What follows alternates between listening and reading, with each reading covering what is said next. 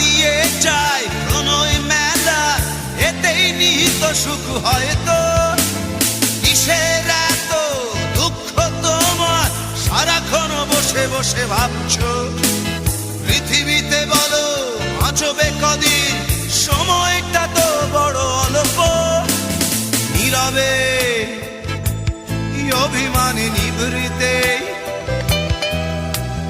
করছো তিলে তিলে নিজেকে শেষ। কেন বলো পৃথিবীতে কেউ কারো নয়, হয়ে গেছে